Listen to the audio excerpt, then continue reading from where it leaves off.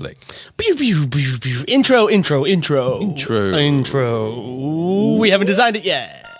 Welcome to the No-Budget Filmmaking Podcast, presented by Cinema Summit, a podcast about the art of making films, no matter how small the budget. And now, here are your hosts, Alex Darke and Trevor L. Nelson. Hey, everybody, I am Trevor L. Nelson. And I am Alex Darke. And we are with Gilded Cinema and Cinema Summit, and we're here to talk to your faces about cinema. Yeah. This is the first episode of the No-Budget Filmmaking Podcast. One of two that we're probably going to do before we give up on it. And I apologize. I said we're going to talk to your faces, but mostly your ears, because this isn't going to be video recorded. Yeah. Recorded. That's really 80s. But we do have a track record of 2 episodes, so I don't know if that's... You know, we have a good track record of not following through with our track record. Yeah. Like we have a track record of always failing. Yeah. Of giving up. That's true. That's a bad track record. That's pretty but bad. That's the only track record we have. Because we just quit everything mid-accomplishment. That's the only track record we have other than my 27-minute mile. Oh, man. That's I remember that. track Oh, record. man. I remember that. That was epic. That was an epic day. Everyone was cheering because they thought he was going to pass out and die on the track. But he made it. He made it, folks, and he's here with us today. Yeah. This podcast is brought to you by whatever alcohol we're drinking at the moment. Don't even know the name of this alcohol, but it is moonshine, and it is delicious. It certainly is. So what are we going to talk about today, Alex? What are we hitting them with some info on? So we had a couple options here. Okay. This sounds like something that should have been discussed before we started, but that's fine. Well, we did discuss it, and you said, Alex, you figure it out. Oh, so you're going to hit me. You're not even going to tell me beforehand. You're just going to hit me in the face. Yeah. And we got to go with it. Yeah. Well, today we're going to talk about shot listing. Oh, yes. Yes. Okay. Yeah. Is it a good idea to shot list all the time? Are there situations where you shouldn't shot list or you don't need to shot list, et cetera, et cetera? That. Should we kind of introduce ourselves first, since this is the inaugural, why are they listening to us? I guess we could. I mean, read it in the bio below. No, don't do that. No, because we're horrible at writing. Don't read. No, don't read. Just listen in your car. Don't read it while you're driving. So me and Alex, we have a production company in Los Angeles, Gilded Cinema. We met at USC's famed. I actually fell asleep. That was me snoring. Yeah, sorry, that was guys. Met at film school at USC. Founded our production company after we got out of college, and we currently are filming things for Larry King's production company. He has a production company called Aura Media. They do Larry King Now, Politicking, a bunch of other shows, past and present, and then that's our main drag. But we also teach fun things on cinemasummit.com and all this other stuff, and we drink. Oh, yeah. We wanted to start these podcasts with a little section about what's new. What's new with us? With us. So basically, what is new with us? I don't know. Just a few moments ago, we had RB from Stage 32 hanging out over here. Stage32.com. If you are if you're not a member of it, it's a cool little website to connect you with other filmmakers and creatives.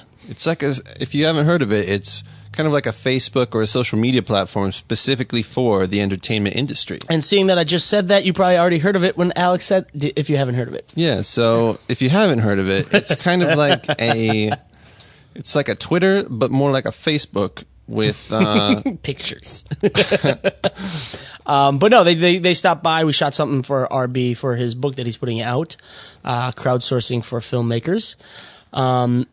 And we discussed some things, some projects with them. We're going to start working into some creative projects as well as educational products. Yes. Educational projects. But we're also always writing. We're always coming up with ideas for features, for shorts, for web series, for TV shows. But that's nothing new. So the newest thing is we met with Stage 32. You were just rambling on about absolutely nothing. I know, this is the worst part of this. Why? God, can't we just edit this? Cut it All off. right, here's another new thing. I guess it's new. Okay. This Sunday, we are nominated for an Emmy. Oh, that's right. 2. I mean, We're not nominated for 2, but our show is nominated for 2. That is a new thing. It's kind of funny. It isn't a new thing because Larry has had more nominations since he retired, quote unquote, from CNN than he did at CNN. We've been nominated. This is our 4th nomination, including the ones for him for host. I think this is our 7th. 7th. And so, how many have been for the show? Is it 4? Yeah, for Larry King now. Yeah, 4. So, fingers crossed. Larry promised he would buy us all statues if we did win. Knock on wood. We don't have any wood here. This is 2018. Who has wood? Formica. Polycarbonate. Yeah. So that's new. It's a daytime Emmy, so don't get it confused with the regular Emmys. This is like the regular Emmys' redheaded stepchild, the daytime Emmys. Correct. Yep. But good luck to all. But I hope we win. Yes, me too. Me too. Because I think I can get at least 2 more gigs a year because of that Emmy. Yeah, me too. Woo! Me too. It'll be good to hold some doors open. Am I right? Because they're heavy and we can just put them as doorstops. Yeah. I think that's about it for what's new. Anything else you can think of? No, I guess awesome. I would. Very intriguing. Yeah, I guess I would just say Dead Pause. check out cinemasummit.com for some new stuff. We're always putting up different articles, and we got some videos that are supposed to be coming out here pretty soon with Jonathan Levine, a little interview action. Yep. And also make sure you check us out on Instagram at Gilded Cinema. We always post pictures up there of projects we're working on. And so, that's kind of where we're at with the new stuff for us. I know you all are just patiently awaiting all of our news updates, but I'm sure they're patiently awaiting all of this. Oh, man. The whole 3-hour episode that this will surely be. Mom, thank you for listening. Alex's mom, thank you for listening. Yeah. So shall we move on to the prime time? Yeah. No, it's not as exciting as it really sounds. But yes, let's move on to prime time. Hey, friends. Hey. Do you storyboard? No, not storyboard. God, Trevor, we're talking about shot listing. Oh, God, Dad, I already screwed it up. Too much drinking. Shot listing. Shot listing. So, me and Alex are both directors. We co-direct, which kind of, throws everything into the mix. So, Alex, let's talk about shot listing if you were directing on your own. And I'll talk about the same. Okay. For me, I definitely like to shot list because I like having it as a communication tool for the rest of the crew or whoever needs it.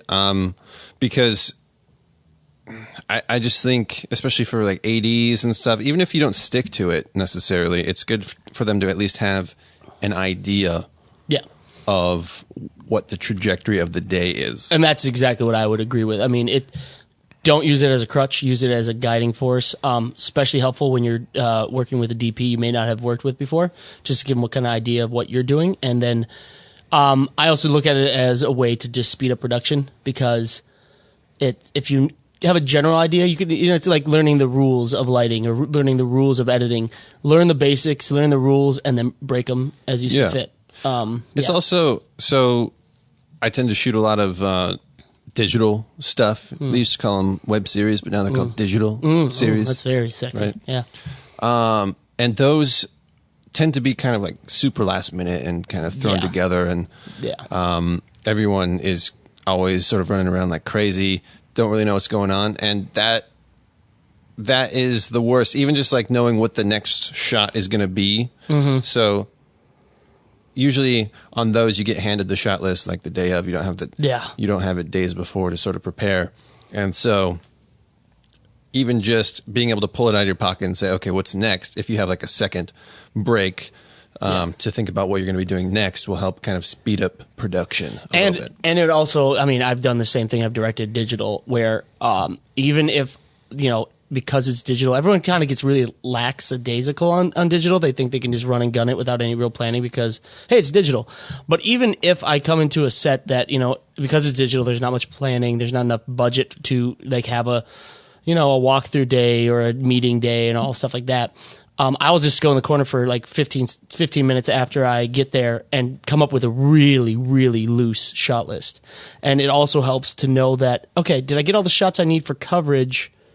Can we move on to the next setup? Because you'll be... That's true, yeah. When you're speeding through it, even just having it as like a checklist after the fact, not even like for pre-production, but like if you were to not have a shot list, but just writing down the shots that you did to sort of look back at the end when you're like, okay, we're about to move on, we're about to do like a company move or something. Did we get everything we need for the edit? Yep.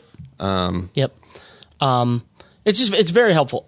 You know, it's easy to say it's not needed, and you know, as you move more with the same group of people and you're working with the same people, it's not as needed because you kind of get like, I kind of can communicate if I'm directing, Alex is DPing, I can easily know what Alex wants to shoot, and he kind of knows what I want, and we kind of work very fluid, and we don't really need a shot list. But as we bring out the other people onto productions, we need a shot list just for them. I mean, we can communicate in a way that other people won't understand, but if we have a shot list that everyone can follow, it makes it a lot easier. And I think you can kind of for shoots or scenes that you're shooting in a day or whatever, where it would normally just be kind of standard coverage, and you're just doing like over the shoulders, you know, shot reverse shot type stuff. You might not need it for those scenes, but you know, you can always have it as a framework, like we said, like the dream list. It's like, if we have time, we know we have to do standard coverage for the scene. It's kind of just like around a table or whatever. Boring. But if we have time, we could do this cool Dutch angle crane shot over the table or whatever. You know? It's like those types of things. If we have time, we're going to set up a giant crane and do this very complicated move. And let me tell you, even if you get all your shots off and you have time, you don't have time to do a crane move at the last minute. Yeah, you do. No, you don't. Yeah. Unless that crane is you just put it on a roller skate and slide it slowly. I was just thinking, you know, hanging out like static over top. One of those over top shots, you know? Yeah, I mean, even still, setting up a crane. Just put somebody on a ladder. Just put somebody on a ladder. Don't even say crane. Ladder, yeah, that works too. Yeah. Did that. No, I totally agree with that. I think you know, everyone's saying cinema changes all the time, and making films, and no matter what it is, TV, films, web series, digital, whatever you want to call it, porn, I don't know. Whatever you're shooting, they all say, you know, it's always changing, and the way to shoot it is different. You know, Steven Soderbergh just came with an iPhone. There's still some standards you want to do just to make everything run smoothly, and I think a shot list is still, no matter how archaic it is, and no matter how quickly put together it is, you still want a shot list, just so you can kind of get an idea of where the day's going. Yeah. So what do you use to shot list when you do it? Do you just do it in Word or something like that? Or I mean, I don't think I even have Word installed on the computer anymore. Google Docs, easy to share. But also, two things. I usually carry around a little notebook with me in my back pocket. It's very analog. Very analog. But I'm a analog guy living in a digital world. Do not. So if I show up on set and they, you know, it's just thrown together and it's like they're all like, oh, whatever. I'll just whip that out, and just write a little thing and maybe take a picture of it and send it to everyone on the crew. Just be like, hey, here's my shot list. This is what I'm thinking. I tend to like to write things down. The ongoing joke at our office is that I have Post-it notes everywhere. I have Post-it notes to remind me to go buy new Post-it notes. That's a big one. And it's just because I like writing things down. It kind of puts it into my mind a little bit better. I do Post-it notes of projects I'm working on, ideas I have. Just because the way I work, the way my mind works, if I write it down, it's just another way to remember it. Yeah. I've tried using some apps and stuff, and it seems like extra work sometimes. But but it also is really handy. So there's one app called Shotlister. Okay. That works out really well. But then there's also because on the no budget stuff that you and I do. Yeah. It's a lot of, we're doing not just directing, so we're not just choosing shot, you know, selection, like shot angles and stuff like that. We're actually setting up lighting and doing all that. So there is an app that lets you do overhead diagrams, but then at the same time it like spits out a shot list. Okay. Because I was gonna say, if you said to me, apps for shot lists, I would say Google Drive and leave it at that and walk away. But if it takes out, some diagrams and puts it in a shot list, then I'm down with that. Yeah, and it's kind of interesting. I did that for that short that we did, Pros and Cons, which was just kind of like a run and gun. We did it in less than like 24 hours, basically, shooting this little short. And the night before, I did the diagram because we had only a certain amount of time in that location. We only had 3 hours, I think. Yeah. And so I was like, well, we have to hang some lights and like just set them and shoot the whole scene that way, so we could just have them set and not have to worry about relighting each angle. And it worked out really well. Yeah. The thing that I hate, and I don't do this as much because I'm crew on some things. I tend to direct more, but I've done camera, I've done first AC, stuff like that. I hate it when a director will have a shot list, but they don't share it with anybody. It's like their own personal shot list. Yeah. I just know that we were on a project in the woods. And we were, not to name names because we don't want anybody to, whatever. But we just kind of didn't know what we were doing next. And the director knew. The director knew what he wanted, what he needed. But in that situation, because we were in the middle of the woods, in the dead of night, pitch black, it was just kind of like, did we not have a shot list for that? We didn't see it. I don't know if he had a shot list, but I didn't see a shot list. Yeah, maybe not. I don't remember. He explained what general shots were coming up, and also what general areas we were shooting in. Mm-hmm. Like we went from the open wood area to the fireplace, but it was not communicated well enough. So there was a lot of running around, and that's not what you want to do in a bear-infested forest in the middle of the night when it's very cold. Yeah. Yeah, totally. So again, I mean, I think it's generally for, at least to me, everyone else.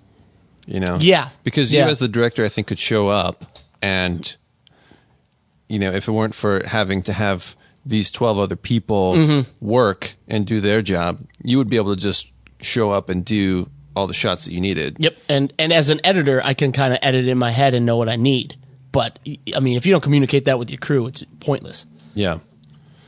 Yeah. So at what point would you decide, like if someone came to you with a project and you read the script, what's your first sort of step in selecting your shots and stuff like that?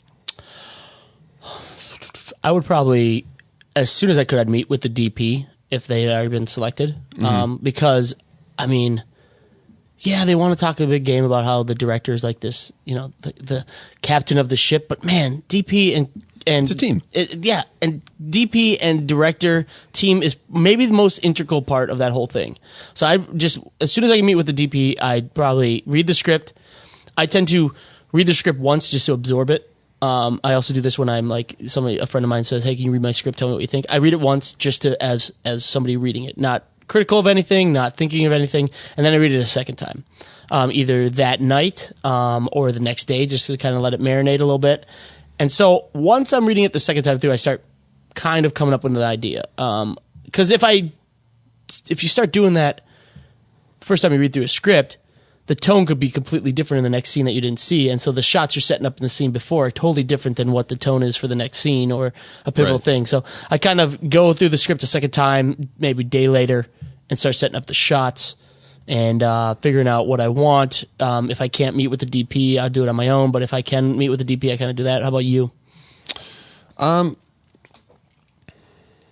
Yeah, I mean, I have to. I mean, obviously, I think knowing the location is crucial. Oh, that's true. Yeah. So I have to be, past the location scout point before I can really start shot list. I mean, I could do it. Yeah. Just like a dream, but I don't think, without knowing the limitations of the space, it's hard to. And that's totally me coming from like the kind of run and gun, no budget. It's because like on stuff where you have more of a budget, you kind of find the location based on what you want to do. Exactly. I was just going to say that's not really the case. Yeah. On the more low budget, no budget stuff. I was going to say in the dream world, what's on the page is where you're going to shoot. So if it's like in a giant warehouse, you're going to shoot in a giant warehouse, you can kind of visualize what shots you can get. Yeah. Like the fact that you're like, well, you know what? I really want a really high shot. Let's get some rafters. Let's get a warehouse with rafters. That's awesome. But in no budget, your warehouse turned into somebody's garage, and it just got a lot smaller. Exactly. Or you're trying to shoot in a Victorian house or something, and there's only one that's under $500 a day. Even that's too expensive. I know. Grandma's. Grandma? Can you help me with the house? Yeah, I mean, these are all ideal situations. Just the flip side of yours is like, sometimes there is no location scout. There's no location scouting. And, it's just one of those, you have 3 days before they shoot this, because all this stuff happens so fast these days. I sound old, super old, older than I really am, because I'm old, but I'm just wishing up the good old days when you had time to do everything. That's true. I think mostly because we also shoot a lot of doc stuff, or like reality type things, or lifestyle, or what have you. Even not necessarily stuff where it's just spur of the moment, we're like following like reality, but it's set up and you're looking for different shots and whatnot. That type of stuff is definitely pretty rare, I think, for us to get access to the location ahead of time. We might get some pictures, but I think in the narrative realm, from a directing standpoint, you generally are able to. Not so much from the DP standpoint. A lot of times I've been brought on as a DP, never having... They kind of forget about you guys. Yeah, they do. They're just like, oh, just make the director's vision come alive. Yeah. Oh, man. There's a lot of fantasy scenarios that would be amazing, like perfect scenarios where you have the time, you have the budget, and you can kind of envision it as you will. But nowadays, with budgets getting smaller and smaller, they want it, there's no prep day. There's no walkthrough day. You don't know who you're shooting with until the day you show up on set. You don't even know what you're shooting on. Yeah. You don't even know if you're going to be at the location for more than an hour because you don't actually have permits. And you don't even know if you're actually shooting that day. Because it's just a wait and see when they can get the cheapest stuff. Ideal situation. You have all the time in the world. You do it beforehand, after locations. But we're talking no-budget filmmaking. No-budget filmmaking means no time, no money. Yeah. No locations. Now, let me ask you, if you're on set, you have your shot list already. Oh, right? I like this. Someone on the crew, it could be anyone. PA. Yeah, exactly. Comes up and gives you a suggestion. Oh, I punch them. Yeah. Just right in the face. I say, this is my movie. And then they're saying, sir, this is a commercial for Rogaine. I said, well, this is my commercial for Rogaine. You get back there. I'm doing an overhead shot of the bald spot, and I'm going to make it look beautiful. And we're going to have starburst coming out of his head, the bald spot, because then it's covered up by hair with Rogaine. Tangent it's over. All vision. Yeah, tangent over. You're saying collaboration away from the shot list? Yeah, from people who aren't necessarily like... part of the overall creative, like top, the department heads and stuff like that. I mean, you and I both kind of work the same way, where we're always open to collaboration, because it's like there's so many creative people out there that there's some really good suggestions. Now, if somebody comes up to me and says, hey, this would be a cool shot, you should get this, and we're not running behind, and we have a little extra time, and we've gotten all the coverage, I'd be like, yeah, that's definitely. But if I'm getting like 8 people saying that after every scene, I'll be like, whoa, hold on. You're just slowing the production down even more. Right. Because the people who aren't department heads probably don't know the schedule, how tight the schedule is, how tight the budget is. And I'm not saying don't do it. I'm not annoyed if I get 8 different people doing it, or the same guy doing it after every scene. I'd be like, all right, thank you. If you want to talk after this, we can talk about your ideas, but we got to keep this moving. What about you? Yeah, I agree. I mean, I have had, I'm not proud to say, moments where early on, I would say in my sort of film school career, I had people, because at film school, I mean, everyone's wearing thicker glasses. Everyone's a critic. That's the thing, is that in film school, everyone wants to be director. Right, Like exactly. you don't have a dedicated sound guy who wants to go to film school and become a sound guy. So everyone film school is a little different beast. So there were a couple times where I got a little like territorial and was like, "This is mine. Boo! I'll do whatever I want." Boo! But other than that, I think it definitely is at least good to hear people out and say, "Okay, that's interesting. Why do you think that would be better?" Yeah. I mean, you got to have a reason. You got to have a reason to come to me and say that this shot, we should try this shot. If it's just because you think it looks cool and it'd be like you saw it in a film one time, I may still listen, but I probably won't really give it much thought. Yeah. But, I mean, I'm always open for collaboration. Has there ever been a time where a shot list slowed you down, you think? Or having a shot list? Like, if you would have just done it off the top of your head, it might have gone faster. I think early in my career where I wasn't sure of myself in my directing and you know, and I wasn't as confident in my shot list because I was like, oh, this is just so boring and not, you know, whatever.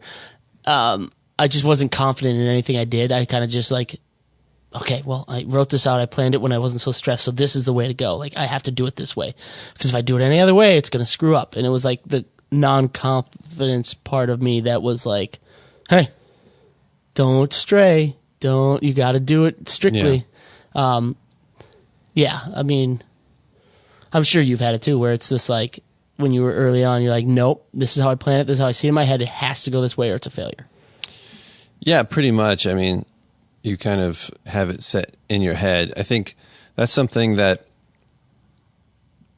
the experience of being on sets where it goes so long or it goes awry, and you learn really quickly to be flexible and sort of, especially when you're running and gunning or whatever, you kind of have to be flexible and kind of figure out things on the go. And so if things aren't going how you planned, and this one shot's not working, you have to figure out how to sort of work around that or like set up a different shot to try to get what you were hoping for, but in a different way. Yeah, you got to be flexible because nothing's set in stone.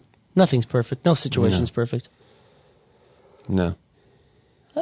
I mean, look, every rule's made to be broken. Some people don't use shot lists. I mean, I know for a fact, I've heard many times, I know for a fact, quote me, it's true. I mean, Steven Spielberg, he just kind of goes in there and he has an idea, but he just plays around with the camera. Yeah, because, okay, so I totally understand that, especially from a sort of DSLR, coming from the DSLR world. It's so easy to just pick up the camera and like, I didn't realize this shot was going to look so cool over here. Just kind of like land into it. Yeah.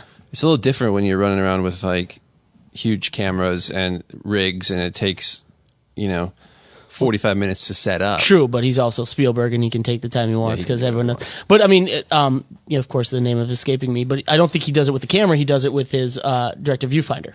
Sure. So he just sits there and does that. I know on this, again, it's so easy to fall back into like the perfect scenario. On Amelie, if you watch the behind the scenes of Amelie, they have a DSLR back when DSLRs were just on the cusp of video. I don't even think it was HD video, but they do like walkthroughs with DSLR to make sure that that's the shot they wanted. Yeah, I think that's an awesome idea. I mean, especially now with like the phones and stuff, having such good cameras, and it's a good idea, especially for action scenes or just kind of anything that's a little bit more complicated, complex. But again, that's the perfect scenario when you have the time and money that you can go on to the location a day early and just do some run-throughs. Yeah, not happening so much when you're working with no budget and no time. No, but you could totally do sort of a blocking. In just like an open space. True. Without, it wouldn't necessarily be, super accurate. You might have different, like, depending on what the art is, the art department, like if you even have one. Yeah, I was going to say, art department, or that'd the be location, cute. If the That'd location be has awesome. super cool sections and you weren't planning for that or whatever. But, I don't know, I think you could totally get away with sort of camera blocking for an action scene or like or whatever, in just like a big open space. Now, here's a question for you. How often do you think it goes back to our cinema school days when it's like, the director did this to put this meaning in the film. Yes. How often do you think they meant to do that? They get those awesome shots where they're like through a grate, or that's like a rain fountain where there's water coming through it. And how often do you think somebody goes in, they're like, no, I want this shot, I want this here, or they're just like on set and they're like, what would be sweet? Like, let's just shoot it through this rain fountain that looks like it's like, moving water, and that looks so awesome. I mean, you get a shot like The Graduate where it's through the leg. Like, that's obviously deliberate. Yeah. But there's so many shots out there that I just think that they just were like, you know what? This looks pretty cool. Let's just shoot it. Yeah, I definitely think there's a lot of that. It is a sort of artistic, creative medium with a lot of artistic, creative people. So I don't think you could stop, people from sort of discovering on set. That's kind of half the fun. You don't want to, like you said, if it becomes too rigid, it's not really fun. It's not really art at that point. You're just kind of like following an instruction booklet, but discovering on set is really the most fun part. So what do you think? What do you think the percentage of that is where it's like it just was random, or how often do you think they plan out like a shot that's just totally abstract? I think it depends. Artistic? I imagine it's way higher for movies that are on practical locations, because you can manipulate the environment. If you're shooting on a soundstage, you have designed it in such a way to have that fountain there or whatever you're talking about. It's like that's there for a reason, and so they've built it. Yeah. Versus showing up on set and sort of figuring it out. Yeah. Yeah. It's kind of like when we went to a screening at USC of Star Wars with who was the director? Gareth Edwards. Right, Gareth Edwards, and he was talking about. Was it Gareth Edwards? I know Gareth. I think it is. Yeah, Gareth Edwards. Okay. Or not? To the cloud. You keep talking. He was talking about making that leap from being sort of a scrappy indie filmmaker, right, shooting his own things, to Godzilla, and Star Wars and all that kind of stuff. And it was that exact sort of thing. It kind of became a problem. Not a problem, but it was like he's so used to finding the shot instead of the people coming up to him being like, okay, so what do you want in the shot? And he definitely mentioned that as being sort of a hurdle they had to get over. Yeah, and side note, point for us, it was Gareth Edwards. Nailed it from downtown. Because when he did Monsters, he said they just drove around and if they saw a cool spot, they'd shoot it. And see, that's the thing is that, like, it's funny because we talk about like, in the perfect world if we had budget or money, but in the other perfect world when you don't have the restraints of a budget and like having to answer to money people. People with the money, Uncle Pennybags. You can kind of explore. Like he said, he was just driving around Mexico and he'd see a cool spot. And like, this is where I want to shoot my scene. Yeah. And to me, that's really like the fun part. Again, it's like, come on. Did you get the feeling from his interview of when we saw Rogue One? They didn't have that much fun shooting it. He just kind of seemed like. There was just so much pressure on him. I imagine when you're given a Star Wars, from that point on until it's over and no one's talking to you about it anymore, I imagine you're just in kind of like a foggy haze of just like emotions shut down. Yeah, you just can't, you can't deal with it. It's like overload. Yeah. I mean, I would like to think that it was just awesome the whole time, but he just seemed like he was stressed, and it didn't help that they had to bring somebody else in to make some fixes on his stuff. And because it was kind of funny. I mean, it just when he was talking about like shooting Monsters, he just sounded like it was like almost like this is why I got into filmmaking. And then when he was talking about Rogue One, he's like, the pressure of filmmaking. Right. Well, that's exactly what Mark Duplass said when he was on Larry King Now. He was talking about doing a tentpole film. If him and his brother got offered one, he said that they would turn it down for that very reason, because it would just the stress of too many people, too many cooks in the kitchen, producers telling you how to shoot. Yeah, it just wears you down. And I imagine it's just not as creative of a process. I mean, there definitely is a lot of creativity that goes into it, obviously. But I'm sure it just seems so bureaucratic and red tape everywhere. There's got to be a happy medium. You just got to get to the point where, dream scenario, someone gives you money and lets you do what you want to do. Yeah, so if you know anyone, listeners out there, please send to giveusmoney@gmail.com. Correct. That's the we one. accept Bitcoin, Dogecoin. There's a garlic coin. Yep, and banana coin. Oh, banana chips, actually. Banana chips. We definitely take banana chips. Yeah, dehydrated banana chips. You can give us kale chips, and we'll just give them away. But we'll give them away.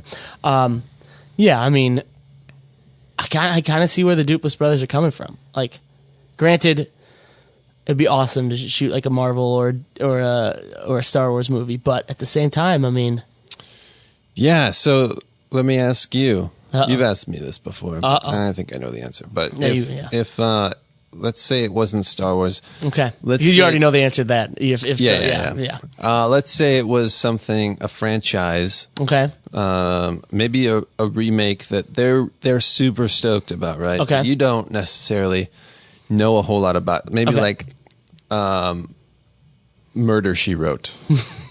Right up my alley. Love it. Oh. Like a huge tentpole Murder, She Wrote. Murder, She Wrote gives me a tentpole, if you know what I mean. Yeah, Swing. Would I do a remake of a feature length Murder, She Wrote? Yeah. They got Scarlett Johansson. Okay. I'm liking where this is going. They got Daniel Craig. Okay. You know. Okay. They got big stars for this, and let's say it's $150 million budget. Okay. Here is the longer than you expected answer. Okay. It would definitely depend on where I am in my career. If I had already done like a $20 million movie, I may not take it. But that being said, if I hadn't if I'd only done a $1 million movie, I may not take it because I'd be like, holy shit, how the hell am I going to pull this off with this big of a budget? You know what I mean? Yeah. I don't need $150 million for Murder, She Wrote. God, nobody needs $150 million for Murder, She Wrote. Is $149 million going to Scarlett Johansson? Be honest with me, because why is it the budget this big? In all honesty, it would be one of those things where if I think I can do something new and exciting with it, I would jump on. I don't want to do like that's why I know you weren't a huge fan of Black Panther. Yeah, it was okay to you. It was fine. It was just like every other Marvel movie. I thought there were some things. There were some things that were a little different in the Marvel movie. It was a little more artsy and more like of a message, than the other Marvel movies. And if I'll preface that by saying I'm just not a comic book. I'm kind of over the comic book movies. Yeah. It came at a time. I feel like if Black Panther came out after the first Iron Man, I'd be like, oh man, tight. Yeah. And so I mean, that's the kind of thing was like, if I can do something within this franchise of Murder, She Wrote, that is, and guess what? Murder, She Wrote, Daniel Craig's the author, and Scarlett Johansson is Angela Lansbury, but not the writer. So it's Murder, She Wrote, but it's a dude. Makes no sense, but it's different enough. That would keep you interested, huh? That would keep me interested. I mean, I don't know. I'm over superhero movies because one, you always it's this thing of they're always gonna win. I know in Infinity War, I haven't seen it yet. I know people are gonna die, and that's crazy. But in the end, I would be more amped to go see it if there was a small chance that Thanos was going to come and actually kill everyone, and then that'd be the end of Marvel. I'd be like, oh shit, this is crazy. But they're going to win, and it's just it's just becoming so predictable at this point. Exactly. It's you got this ragtag bunch of people that aren't getting along at the moment for some reason. Then the Sky Portal opens up, and Sky Portal, that is true. The people fly in and to take over the world for some reason, and then everyone has to band together and work as a team to defeat them, and they do, yay! And not only that, but there's comic books based on this. Read the comic book, and you'll know kind of who dies. Yeah, I mean, and you get in the business side of it. Well, Chris Evans said he was signed on for a certain number of Avengers of Captain America movies. Mm-hmm. This is the last one he's signed on for. I wonder who's gonna die. I was like, yeah. And spoiler alert, I think Captain America's gonna probably die. Yeah, probably. And you know, it's like you can read that. It's like, well, the Winter Soldier becomes Captain America in the comic books, and well, at the end of Black Panther, Bucky becomes better, and he's not so mentally crazy. I wonder what's going to happen. Mm-hmm. Yeah, maybe if I didn't read all about the business side of it, I would be more surprised. But I mean, if someone gave me Star Wars, this is why I'm excited for Rian Johnson's Star Wars universe that he's creating. He's got 3 movies that are not tied to the trilogy, the sequel, or the prequel. Because I thought Last Jedi was good. Mm-hmm. It was good. I'm excited to see what he can do outside of it. If somebody came to me and was like, "Do you want to do one of the ones?" Like, say they did 3 more sequels after this, which I don't think they're going to do, and they said, "We want you to direct one of that," or you can have it set in the Star Wars era, but it has completely in the universe, but it's completely not tied to any other Star Wars stuff. I'd be like, hell yeah, sign me up for that one instead. Yeah. What about you? That was a long fucking answer. Jesus. For the Murder, She Wrote? Yeah, like you asking me if I would do a franchise, and I think I just talked for 15 minutes about nonsense and got into Black Panther. Yeah. And Scarlett Johansson is the killer, and Daniel Craig is the She Wrote. So you're asking me for Murder, She Wrote, or a different movie? So if somebody came up to you and was like, hey, we want you to... So if someone came up to you, 3 things. Say you've done a couple movies, decent budget range, 1 to 20 million. Okay. They said, we can have you do a sequel to this existing property. Okay. That's pretty popular. Okay. Let's just say, because you're not as big a Star Wars fan as I am, it's not, if you told me Star Wars, I'd immediately sign up. I know that's not necessarily true for you. Someone says you could do a sequel to Star Wars. Yeah. Someone said you could do a remake or a reboot in this other universe, like, let's say Captain Kangaroo, but make him dark. Or we're going to give you an original, you can do an original project for less of a budget. What would you do? I'd probably do the original project. Which, by the way, how the hell did we go from storyboarding to this, shot listing to this? We got a little... We pulled the Trevor and Alex. We just ramble. We ramble. Okay, go ahead. Sorry. I would probably do the original, mostly, or the Star Wars in a new universe. Really? Well, within the universe, but like outside of the... But only because that's my biggest problem with taking on a franchise like that, unless you have an extreme connection to the material, which I do not. Is there a franchise you have an extreme connection to? Girl with a Dragon Tattoo? Chucky? Oh, yeah. No. I guess... Again, I don't know the whole in and outs of it. Yeah. So there's that, but I would love to do, or I would want to do like an X-Men. Because that was the only comic book that I read as a kid. And I watched the cartoons, but I'm not such like a freak about it that I know every little detail. I just really liked it. So. And that being said, I think the perfect example of what we would do is Logan. Logan in the world is the best comic book movie that's come out. In the X-Men world, but completely different. Yeah. And they're like, you know what? Do a black and white version. That's cool too. Super cool. Yeah, that's my Keep talking. I'm going to get another drink. I'm parched. Keep going. That's, to me, the only comic book movie that has really sort of made any ground on doing anything that seems kind of new and fresh. So totally, I would do that. I would do an X-Men movie, but I honestly would probably lean toward doing the original for a smaller budget, just because I don't know. There's something about coming up with a completely original story, not having to stick to stuff that other people have sort of come up with decades ago or what have you. You know what I mean? Like, I don't necessarily want to be on a set where I have to have a person, like a specific crew member hired to tell me that I'm screwing up because Xavier wouldn't use that type of pen or something. But that being said, you would definitely want to do a trilogy of your own ideas. Definitely. Yeah. Right. You just don't want somebody else coming in with the film Bible telling you that wouldn't happen.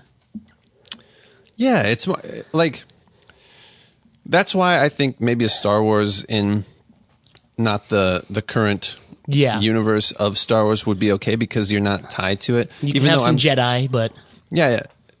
Now, is he doing something totally original, or is he just offshooting to a different storyline that someone had come up in with a novel or a TV show? No, I think it's his own original trilogy. Yeah, so that to me is a little bit different. I would do that. I would absolutely do that. Yeah, I mean, granted, I don't think, I'm just going to speak for myself, I don't think I'm the greatest writer. So, but the fact is that I feel that I would have more fun writing my own stuff than pulling from a novel that has already been in, because the Bible staying true to the idea that's in this, because Star Wars, the universe of Star Wars has so many novels out there that are side stories that don't have anything to do with it. Yeah. So then you're tied to somebody else's story. Yes. I also think, you just made me think well, what if somebody else, because I was coming from that question as a writer-director. Yeah. But what if someone else wrote the script for the Star Wars, or the one that's just The Last Jedi or whatever, to come in and just direct someone else's script? I still don't think I would do that, because as the director, you kind of have to, oversee the whole production, including stuff that you wouldn't necessarily know about that's written in the script. Yeah, I mean, in general, granted, this is easy to say now, but I would really have to like a script to shoot somebody else's script. Yeah, there is something. I mean, for a feature, yeah, definitely. I mean, granted, there are a lot of movies out there that I've read the script of, and I'm like, I would love to do it. And I used to also I would go read a script before I saw a movie, and then I would shot list it and storyboard the movie, and then watch it and see how my storyboards and shot list, how it compared to what the final movie was. So I'm not opposed to it, but just the idea of I don't know, I feel it's more pressure to go into somebody else's world and see how it is. Yeah. And try and put it on screen, somebody else's world that they created. Right. But you just don't have, to me, as much of a connection, no matter what. Yeah. Even if you really like it, there's something different about creating it, I think. Yeah. And it's also, I just know myself. Mm-hmm. And even if it was a really cool project, even if I knew it inside and out, it was the back of my hand or whatever. Yeah.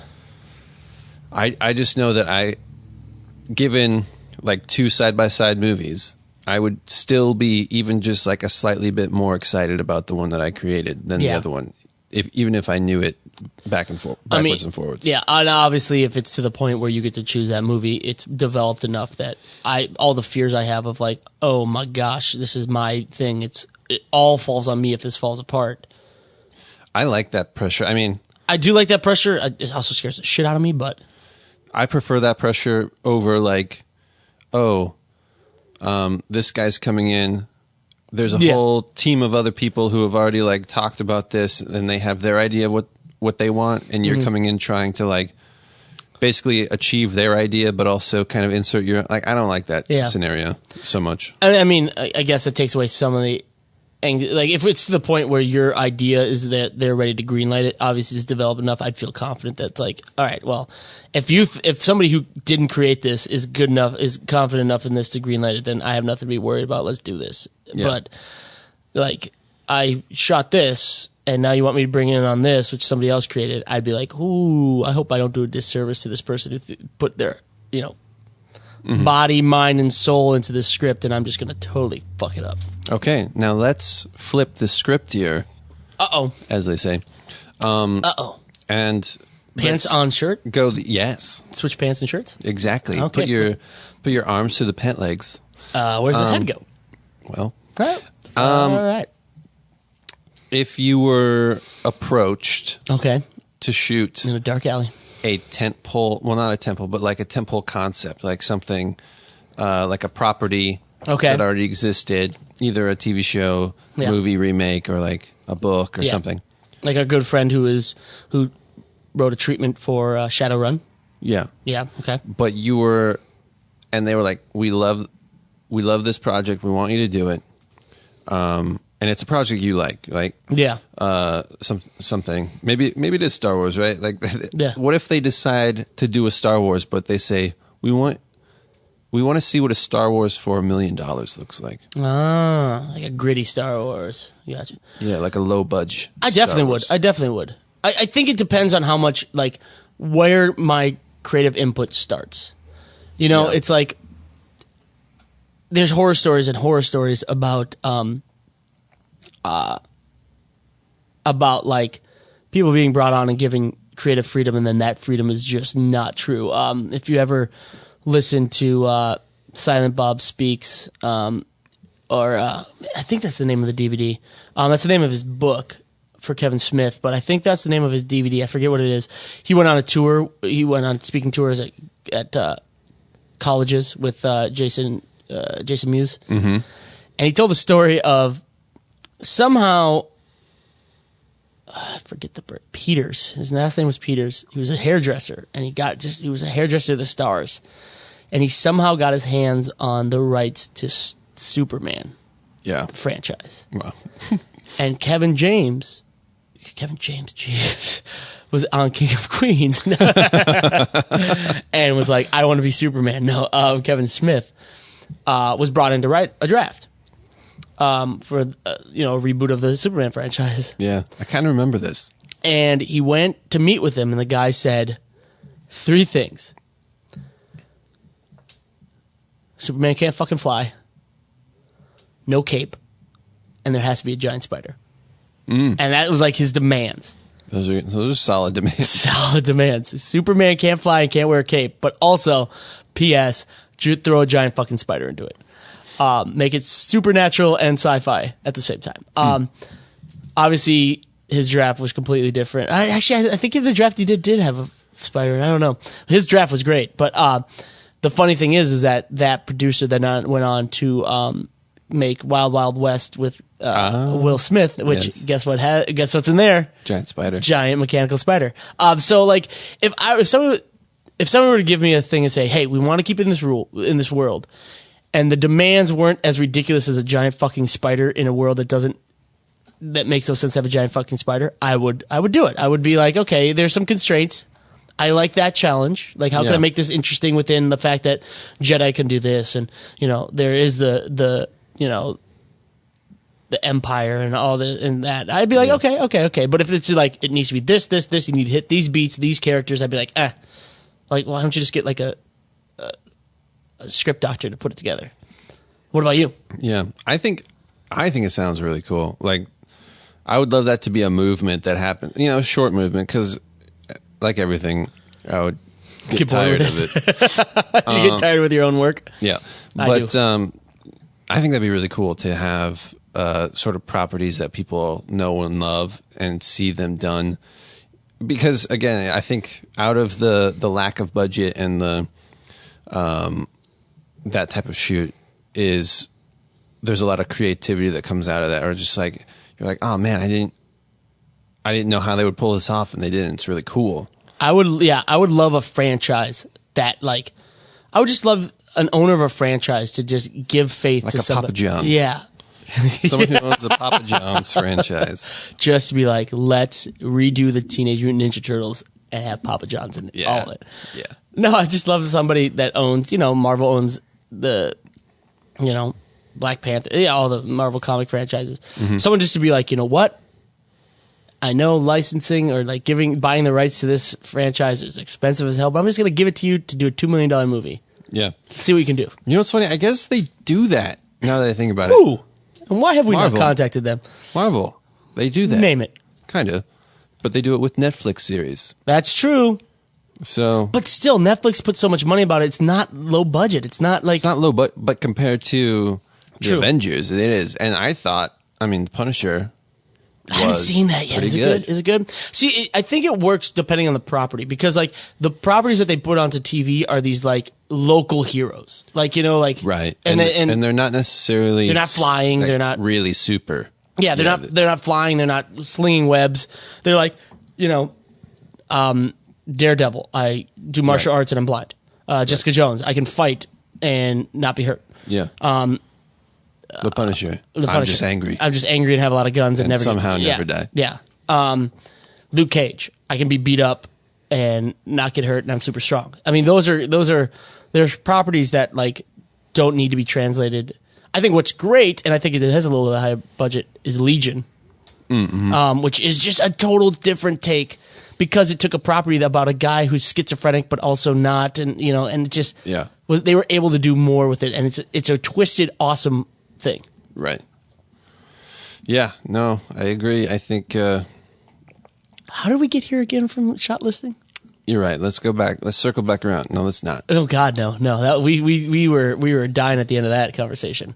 No, but I think the good thing about doing no budget filmmaking early on is even if we did get this offer for like this big tentpole movie and all that, and we decided we wanted to, like I'm not saying that if we were offered it immediately I'd jump on it and be like, yep, I don't care what it is, I don't care what the rules are, I'm going to do it.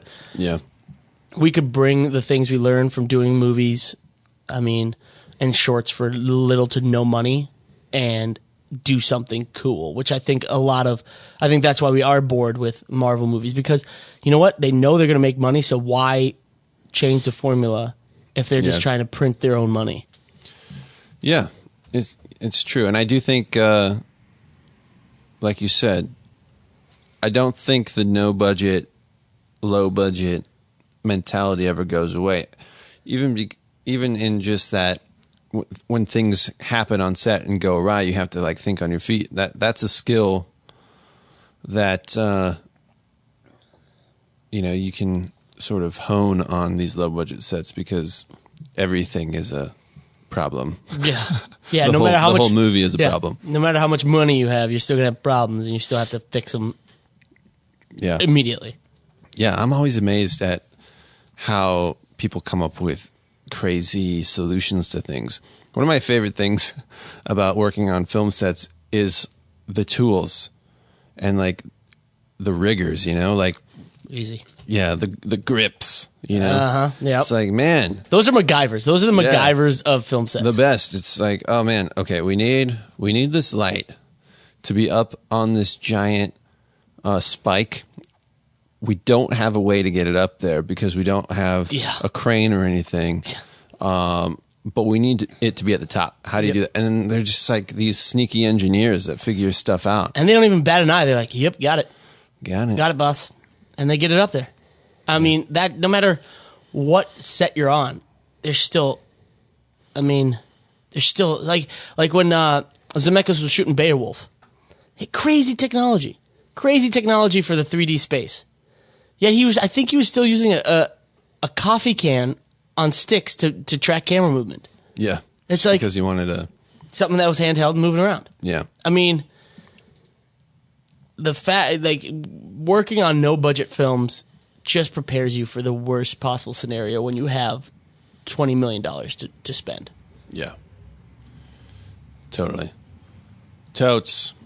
I mean, on the subject of shot listing, I think we pretty much nailed it. I think we nailed this whole conversation on shot listing. Wow. Yeah, we ended it's with pretty Murder, She Wrote. Comprehensive.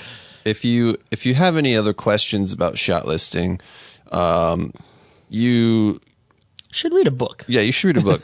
Mostly because there are no other questions. We answered all of them. Yeah. And if you're shocked at how much of a tangent we went off on, please read the description where we said one sentence about shot listing and then 12 sentences about everything else we talk about. Yeah. And to close it out, things we think are cool. Yeah, so we decided we would end each episode with a what's cool Velcro segment. Yeah, ice. Oh, boo.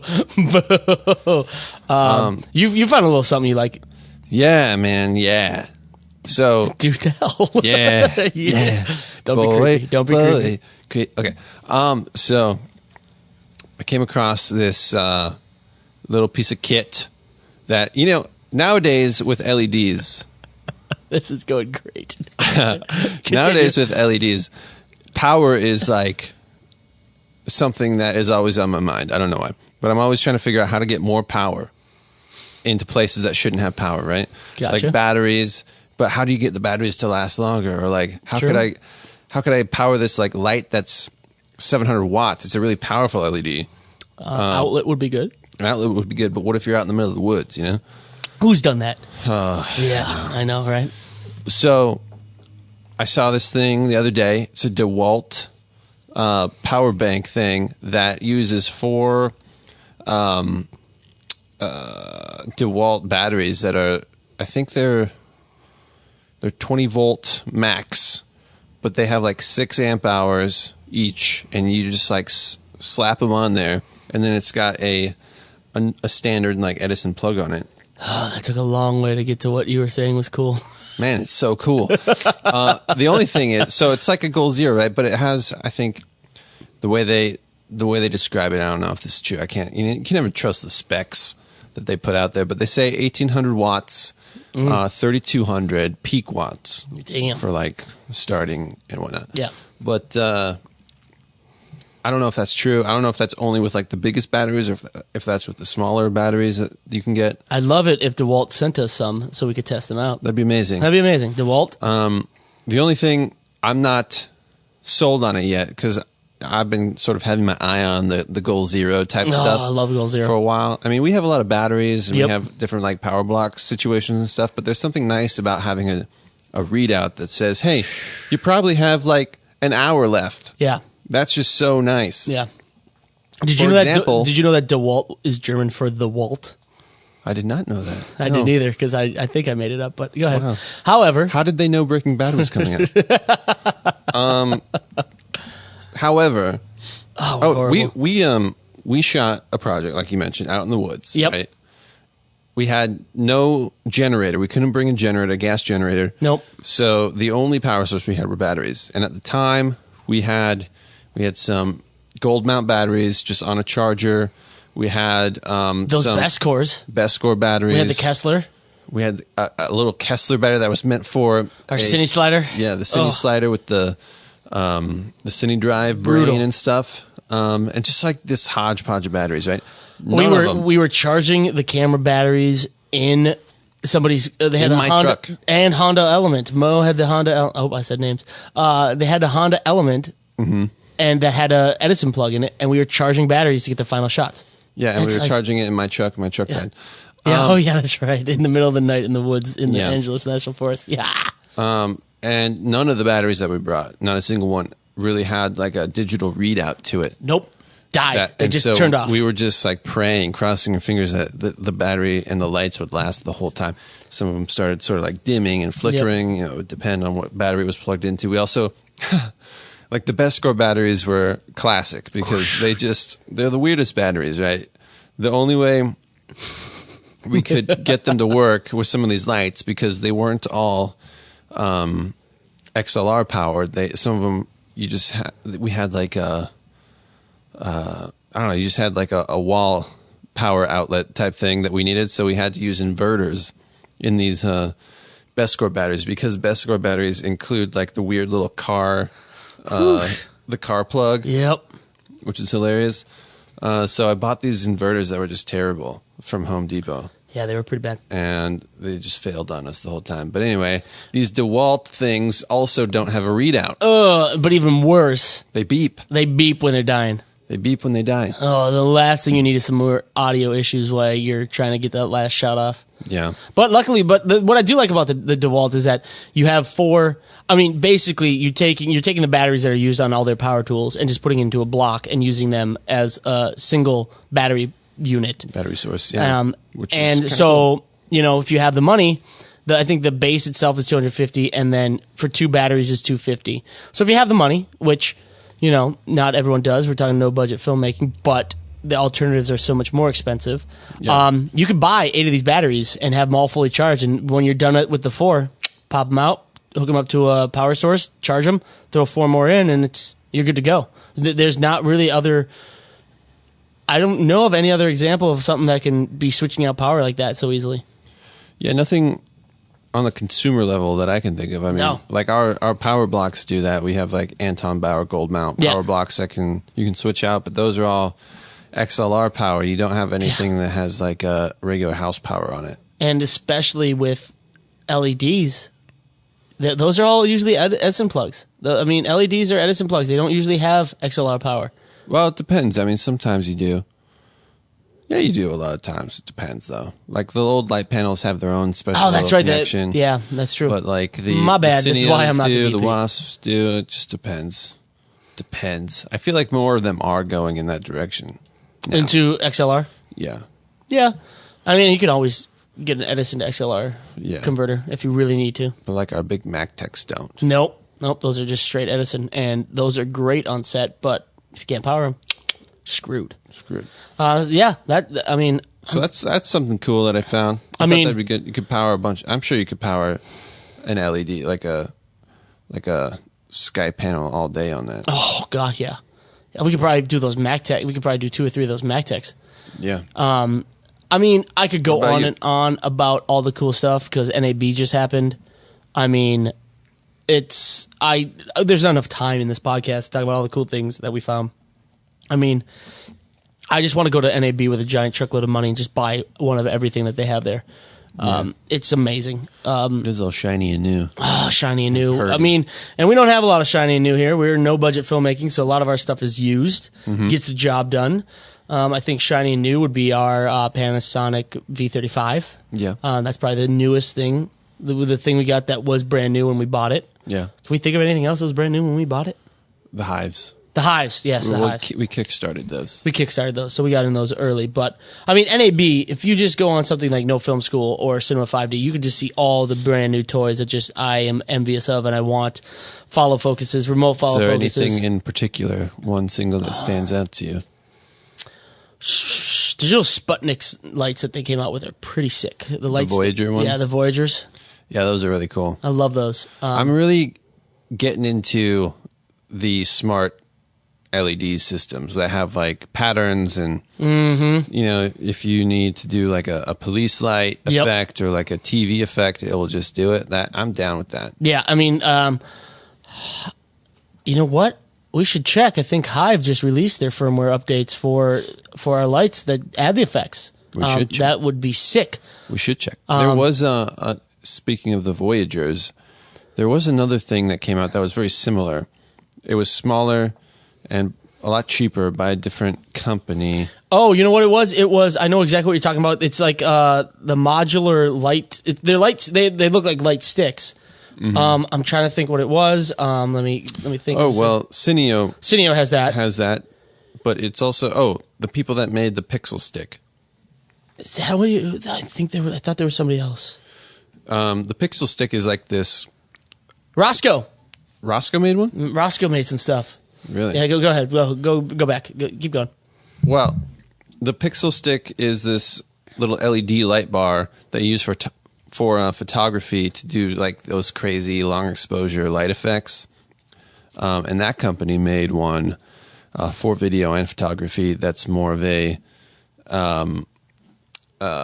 light that has an app, you know, an iPhone app or whatever, that will allow you to change certain pixels in the actual LED, which is kind of cool. You know? That's cool.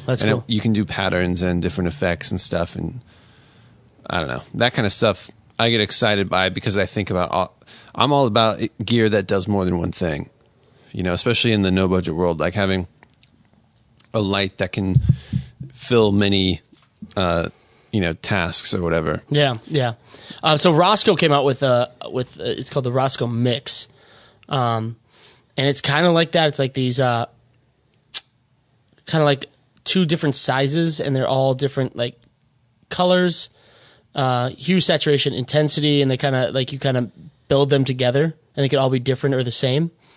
I love the look of that. That looks awesome.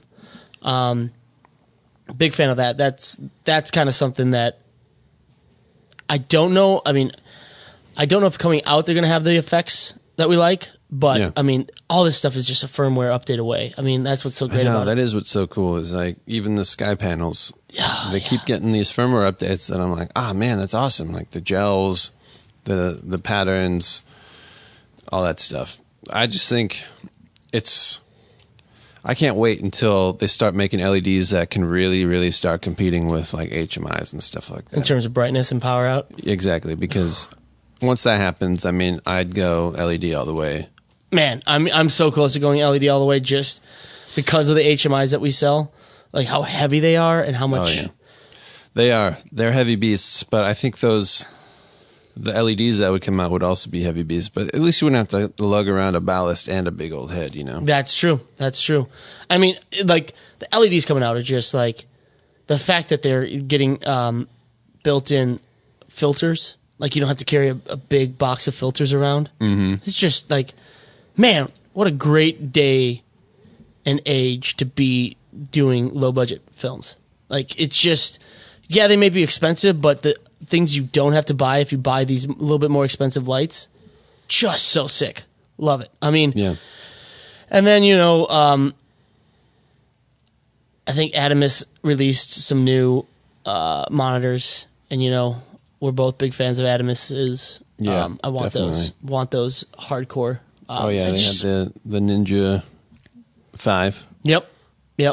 I want it all. Like I love that because I mean, the 7-inch monitors that they have are great, but 7 inches on like a DSLR, it's just like that thing's so much bigger than the actual camera. Like if you're shooting on an A7S or like a GH5 or something, those big 7-inch monitors just don't really do it. So having the 5 is really pretty cool. Yeah. I'm excited about that. I have another thing. Oh, man. Okay, let's hear it. I showed this to you the other day. I don't know how to say it is the problem I'm having. It looks like it should be Mosier. Okay, tread lightly. It's basically measure with an O instead of the E, but it's this app-driven measuring tool that you can use to sort of measure everything, like angles. You can do like volume of a room and stuff like that. It's like you sent me that. That replaces. Yeah, it's so cool, and it uses an app and this little device that you carry around. But what I like the idea of having it for would be location scouts, where you could easily sort of get the measurements of a room. Yeah, I think that'd be so handy. I mean, you don't have to like measure it out and stuff like that if you're concerned about that type of thing. Art department should get all over this thing. I know, so cool. Be amazing. Yeah, measure volume, all that stuff. I'm looking at the Indiegogo at it right now. Oh, so cool. The only thing I love Indiegogo and Kickstarter and stuff like that. You always worry about whether it's going to be happen. accurate when it does. Like, how accurate is that going to be? And if you're even going to get it, I did something for Kickstarter 2 years ago, still haven't gotten it. You did something that they refunded your money. Yeah, because it never came. Yeah, I mean, I also like bacon and pizza. That's big things I'm on right now. I'm on the bacon and pizza diet. The bacon pizza diet. Yeah, it's called pizza. Mm-hmm. But I mean, NAB kind of just filled my heart with envy of everything that you could buy now because I want it all. It's awesome. I'd love to upgrade everything we have here with new stuff. 4K monitors. I mean, that would be amazing. Yeah. But yeah, there's some cool stuff out there. Always, and now there's like new stuff every day. I know. That's the hard part is. It's like now film equipment has moved into the computer realm where it's like as soon as you buy something, it's obsolete. Yeah. So you have to question whether you're making the right decision buying, which a lot of people would say you're not. Yeah. You just rent it. Exactly. That's true, but we don't follow those rules. No, we don't. Keep buying stuff and renting it. So we're the idiots. I guess so. But again, when you have a sweet what was it? I just lost my train of thought. Hamburger. Hamburger. We have sweet ability to update firmware and kind of make a light something brand new. Yeah, it's a little less risky to buy the stuff. I agree. I forgot about it. There's two things. One, you showed me that magnetic car mount. Oh, yeah, the cloud mount. The cloud mount. Big fan of that. Love it. That's really cool. It's kind of like... that one. Yeah. It's made by the same company, Rig Wheels, that makes the cloud mount. Yeah. But it uses a magnet through glass, right? Yeah. It's like two magnets, so it's one two on magnets. either side of the glass. Yeah, so you don't have any suction cups. Super strong earth magnets that kind of like hold, I would say probably a DSLR, nothing bigger. Yeah, they're coated in rubber so they don't like coated in rubber, and anything. you can just put it on the windshield of your car, and you're locked and loaded, and your camera's stable. Yeah, I'm all about that. And those are going to be kind of cheap. I think they're like $250. Oh, love it. Great. And then I forgot, getting more specific, just looking at all the things that come out from NAB. LumaForge's Jellyfish. Remember that one? It's that portable networking storage unit. Oh, yeah. That thing is sick. I mean, it literally, you just hardwire computers into it on set or in a studio or in an office. It can get up to 240 terabytes. And you're not even hardwired via USB or Thunderbolt or USB-C. 3, it is or USB 3, USB-C. I can't even keep them all straight anymore. It's all through Ethernet, which is even faster than all that. It's 10 gigabit, ports. Crazy. And you can just have, you can have, I think it is 6 different computers hooked up to the same basic network storage and all be editing off of it. Amazing. Love it. Want that. We have 2 Pegasus R4s, and I'm already jealous of this Jellyfish Mobile. I want it. Yep. LumaForge, if for some odd reason you find your way coming to this podcast, I would love a Jellyfish Mobile, maybe at the 240 terabyte range. That'd be sweet. Yeah, just a demo unit, like just something to loan to us forever. Yeah, just for about 100 days. Yeah. I just kidding, 100 years. 100 years. Yeah, and we're shooting 4K, so we're just we need it. You need that. We need that. So whenever, just kind of throwing out some feelers. If anybody knows anybody who works at LumaForge, let us know. Yeah. All right. I think that'll do it. I think we're going to wrap it up here. That we talked way too long for our own good. Man, that was a great episode about shot listing. Yeah, that was super good. And we came to the conclusion that, yes, we would do something in the Star Wars universe if it was not connected to the sequels. As long as it is about the plot of Murder, She Wrote. Yeah, it's true. Murder, She Wrote in the Star Wars universe. Oh my goodness. Oh, man. All right. Let's get out of this. Everyone's already tuned out, so we're fine. Yeah. So, don't forget to subscribe to our podcast on iTunes. If you love this so much. Yeah, if you love it so much, subscribe and there will be more. Also, give us a 5-star rating if you feel so inclined. You won't. Doubtful. You won't. Oh, God. We're going to get... Can you go negative stars? I don't think so. Oh, that. But either way. I bet we're going to break the mold and do that. Also, go over to nobudgetfilmmaking.com/episode1 Sweet. to get some sweet show notes and all that kind of stuff. Make sure you check out our other sites, Gilded Cinema, that's our production company, and Cinema Summit, that is our learning website. Yep, and subscribe to our YouTube channel at Cinema Summit, Instagram, Facebook page, Cinema Summit. Do the whole thing. Yeah, you know what to do. Do it now. We'll see you next time. See you. Wow. Yeah, because we'll be at their place next time. Oh, creepy.